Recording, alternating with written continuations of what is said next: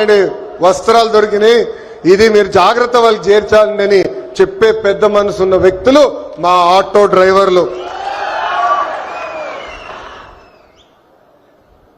Auto వెనుక నవ్వు తెప్పించే కొటేషన్లు కూడా ఉన్నాయి స్వామి. అప్పు చేసి కొన్నాను, నన్ను చూసి ఏడవద్దు అని చూశావిడు. అప్పు చేసి కొన్నాను, నన్ను చూసి ఏడవద్దు. ఇంకోటి, హాయ్ అని ఆశ పెంచొద్దు, బాయ్ అని బాధ పెట్టద్దు. అంటే ఎప్పుడు ఆటో వెనకాల బండి ఉంటే నవ్వుతూ ఉంటాం. సమాజం పట్ల మాకున్న బాధ్యత తెలుస్తుంది. ఎన్ని సమస్యలున్నా, ఎన్ని ఇబ్బందులున్నా నవ్వుతూ ఆదరిస్తారు మా ఆటో డ్రైవర్లు. అందుకే యువగలం పాదయాత్రలో ఆటో డ్రైవర్లతో ప్రత్యేకంగా నేను సమావేశం ఏర్పాటు చేసుకున్నా.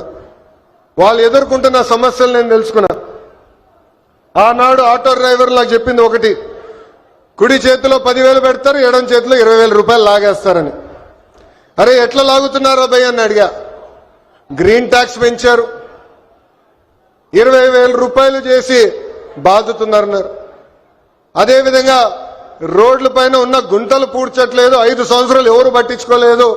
ఆ గుంటల వల్ల మా ఆటోలు రిపేర్లకు వస్తున్నాయి, దీనివల్ల చాలా చాలా ఇబ్బంది పడుతున్నామని ఆనాడు చెప్పారు. అందుకే మీ ఆదరణతో 94% సీట్లు ఈరోజు ప్రజా ప్రభుత్వం కైవసం చేసుకుంది. మన ప్రభుత్వం అధికారంలోకి వచ్చిన వెంటనే గ్రీన్ ట్యాక్స్ ని ఏకంగా 3,000 రూపాయలకి తగ్గిస్తాం జరిగింది. అంతేకాదు పవన్ అన్న నాయకత్వంలో సుమారుగా 2,000 కోట్ల రూపాయలు ఖర్చు పెట్టి గుంటలంతా కూడా మనం పూడ్చడం జరిగింది. ఈ రోజు ఎక్కడ లేని విధంగా కొత్త రోడ్లు కూడా మన ప్రభుత్వం వేస్తున్నాం. అంతేకాకుండా ఆటో స్టాండ్లు ఏర్పాటు చేయాలి, మీకు అక్కడ తాగునీరు అందజేయాలి. ప్రత్యేకంగా మహిళలు ఆటోలు తోలుతున్నప్పుడు వాళ్ళకి కావాల్సిన టాయిలెట్లు కూడా అక్కడ ఏర్పాటు చేయాలి. ఎలక్ట్రిక్ ఆటోలు మీకు అందిస్తమే కాదు, ఛార్జింగ్ పాయింట్ కూడా ఏర్పాటు చేయాలని ఆనాడు మాకు చెప్తాం జరిగింది. ఇది చేసే బాధ్యత కూటమి ప్రభుత్వం తీసుకుంటుందని ఈ సభాముఖంగా ప్రజలందరికీ నేను తెలియజేస్తున్నాం. నేను యువగలం పాదయాత్ర చేసినప్పుడు మహిళల్ని కించపరిచే విధంగా ఆనాడు రోజా గారు మాట్లాడారు. మా తెలుగు మహిళ చీరలు గాజులు ఆమెకి ఇచ్చేదానికి వెళ్ళినప్పుడు వెళ్ళిన ఆటోని ఆనాటి పోలీస్ సోదరులు సీజ్ చేశారు. ఆ ఆటో డ్రైవర్ పేరే హమీద్ బాషా. పాపం ఈ ఆటో పైన ఆయనే కాదు, ఆయన కుటుంబంలో ఉన్న 5గురు ఆధారపడి ఉంటారు. అతను నా దగ్గరికి వచ్చి, అన్నా నేను ఇబ్బంది పడుతున్నా, నన్ను ఆదుకో అంటే గౌరవ ముఖ్యమంత్రి శ్రీ నారా చంద్రబాబు నాయుడు గారు ఆనాడు నేను ఫోన్ చేసి ఒక ఆటో ఇవ్వాలనుకుంటే ఒకటి కాదు, ఏం అవసరం ఉన్నా ఆ కుటుంబాన్ని ఆదుకో, ఇది మన బాధ్యత అని చెప్పిన వ్యక్తి చంద్రబాబు నాయుడు గారు. సామాన్యుడి కారు ఆటో, వర్షం వస్తే ఇంటికి తీసుకెళ్లేది మా ఆటో డ్రైవర్లు. ఏకంగా చిన్న పిల్లల్ని సేఫ్ గా స్కూల్కి తీసుకెళ్లి తిరిగి తీసుకొచ్చేది మా ఆటో డ్రైవర్లు. అనారోగ్యంతో ఎవరన్నా బాధపడితే అంబులెన్స్ లాగా మారి ఆసుపత్రులు కూడా తీసుకెళ్లేది మా ఆటో డ్రైవర్లు. పనికి కానీ ఆఫీస్కి వెళ్లాలన్నా, ట్రైన్ ఎక్కాలన్నా, బస్ ఎక్కాలన్నా ఫీడర్ వెహికలే మన ఆటో. మీరు ఆటో తోలి ప్రజలకి మెరుగైన సేవ చేస్తున్నారు కనుకనే మీ రుణం తీర్చుకునేదానికి ప్రజా ప్రభుత్వం ఈరోజు ఆటో డ్రైవర్లు సేవలు అన్న పథకాన్ని నేను రూపొందిస్తాం జరిగింది. కార్మికులు డ్రైవర్లు తమ వాహనాలు పూజలు చేసుకుంటారు దసరా పండగప్పుడు.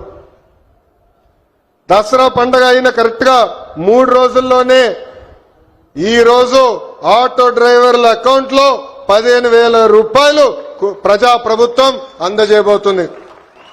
సుమారుగా 3 లక్షల మంది డ్రైవర్లకి ఈ కార్యక్రమం వర్తిస్తుంది. అందుకే నేను ఇక్కడున్నా మిమ్మల్ని అందరిని ఒకటే కోరుతున్నా, మన వృత్తిలో డబ్బులు ఖర్చు పెట్టాలి. మెరుగైన సర్వీస్ అందజేయాలి.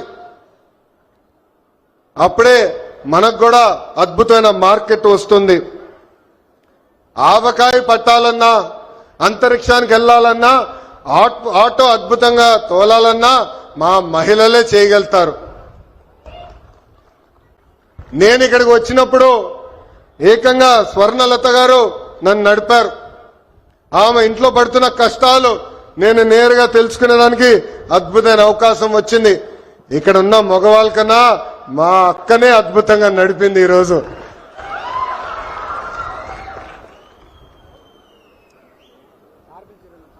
పంపించండి ముఖ్యమంత్రి గారు తిరిగిచ్చుంటారు. స్వర్ణలత గారు ఆటో తోలుతూ కుటుంబం మొత్తం పోషిస్తున్నారు. ఇంట్లో ఆమె భర్త కూడా అద్భుతంగా సహకరిస్తున్నారు.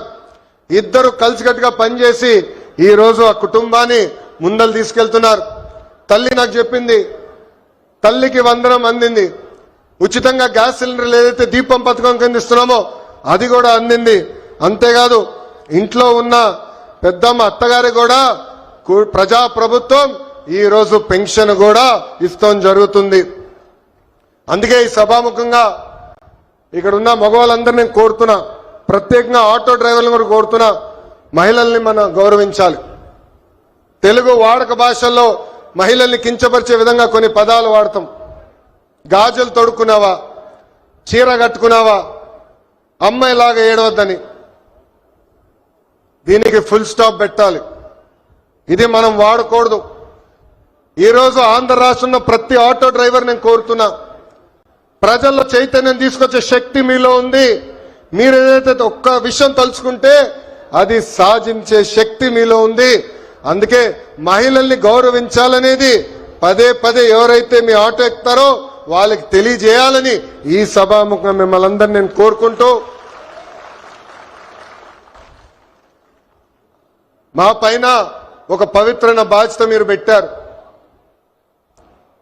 గత పాలకులు మీటింగ్ జరిగితే మీరందరూ చూసేవారు, పరదాలు కట్టేవారు, బ్యారికేడ్లు పెట్టేవారు. కానీ ఈరోజు గౌరవ ముఖ్యమంత్రి గారు కానివ్వండి, ఉప ముఖ్యమంత్రి గారు కానివ్వండి, ఒక సామాన్య వ్యక్తిగా మీ ముందల నుంచుంటున్నారు. మీ రుణం తీర్చుకుంటామే మా లక్ష్యం. అహర్నిశలు కష్టపడతాం. ఎన్ని ఆర్థిక ఇబ్బందులున్నా ఇచ్చిన ప్రతి హామీ నిలబెట్టుకునే బాధ్యత ప్రజా ప్రభుత్వం తీసుకుంటుంది. ఈ రోజు ఆంధ్ర రాష్ట్రంలో డబుల్ ఇంజిన్ సర్కార్ ఉంది. కేంద్రంలో గౌరవ ప్రధానమంత్రి నరేంద్ర మోడీ గారు, రాష్ట్రంలో గౌరవ ముఖ్యమంత్రి చంద్రబాబు నాయుడు గారు, ఈ డబుల్ ఇంజిన్ సర్కార్ అద్భుతంగా నడుస్తుంది కనుకనే మన ఎన్ని ఆర్థిక ఇబ్బందులున్నా ఇచ్చిన ప్రతి హామీ సంక్షేమ కార్యక్రమాలు మనం నిలబెట్టుకోగలుగుతున్నామని ఈ సభాముఖంగా తెలుపుకుంటూ, మళ్ళీ వస్తాం, అద్భుతమైన కార్యక్రమాలు చేస్తాం. మీ పిల్లల భవిష్యత్తు చూసుకునే బాధ్యత ప్రజా ప్రభుత్వం తీసుకుంటుందని ఈ సభాముఖం మీ అందరికి హామీ ఇస్తూ, నాకు ఇంత అద్భుతమైన అవకాశం ఇచ్చిన మా ఆటో డ్రైవర్లందరికీ పేరు పేరున నా హృదయపూర్వక నమస్కారాలు తెలుపుకుంటూ మీ అందరి దగ్గర నుంచి సెలవు తీసుకుంటున్నాం. చంద్రబాబు నాయుడు గారి నాయకత్వం, చంద్రబాబు నాయుడు గారి నాయకత్వం, పవన్ నాయకత్వం, పవన్ నాయకత్వం, మోడీ గారి నాయకత్వం, మోడీ గారి నాయకత్వం.